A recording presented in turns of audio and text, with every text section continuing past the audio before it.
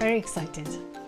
One that just sticks out is my mum making ghee at home. We coming back from school, and because my parents live on first floor, as soon as we were climbing up the stairs, we knew that today is the day she's made ghee because you could just smell it everywhere. That is just in there. I have always got butter and double cream. Gosh. I think it has to be my mum because, I've learned everything I know about cooking Indian food from her. But she didn't actually teach me like, now you do this, now you do that. I've just learned watching her do it and still do. Oh my God, aloo paratha, there's so many things, but aloo paratha, which is potato stuffed flatbreads, is something my mum makes. Oh, so good. Topped with white butter, which is homemade butter, so she makes her own butter. Oh, what time of the day is this question for? If it's daytime, then it's tea. Masala chai, even better. I love a glass of wine. Champagne, fizz. One of the first things I learned to cook was rajma, which is red kidney bean curry, and it's a proper North Indian Punjabi dish. My favorite spice to use is cardamom. I just think it's such a magical ingredient because you can add it to sweet, you can add it to savory. I've added it to my tea today, just amazing. I've recently stopped having milk and sugar in my tea, and just to get some flavor, I throw in a couple of cardamom pods, and actually it just changes it completely. Oh, please don't judge me, chicken and sweet corn. As popular as lentils are, I think they are very underrated.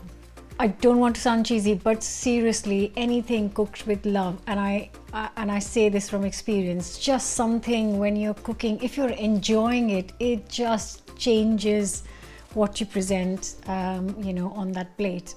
Trust me. Well, if you're asking me that question, I'll say 10 out of 10, obviously. In reality, I think they do like my food, yeah, most of the time. There's so many chefs doing amazing work, but for me, everyday food is actually, I know my mom's not a chef, but she still inspires me every single day with her passion for learning. Even now, she wants to learn different things, different recipes. She is so inspiring, yeah. I think, according to me, Mumbai is definitely one of the best places to find most amazing cuisine, different kinds from all over India, all over the world. And I think London comes very close second. Oyster would be the strangest thing I've eaten, and I still don't know why. What's the point? Seriously. Thankfully, I have not had many cooking disasters because I always feel that when you're cooking and if you've had a problem, you can always fix it. It's not like baking. But once I made a cake it was actually a pudding I made for friends, and I forgot to add sugar. And they kind of quietly were eating it. It's only when I started eating I realized that there was no sugar in it. It's not anyone famous, but I would love my whole family here, my mom, my dad, and my 2 sisters, because that is a rarity and they would be my dream guests together. My love for cake, absolutely. I love baking cakes, I love eating cakes, I love sharing cakes. It's just that passion for cakes.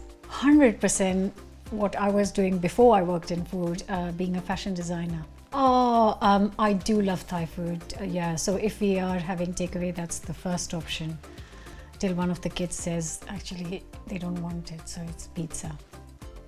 For me, I think holding my very first cookbook in my hands was just a little bit, surreal, and it was the proudest moment for me.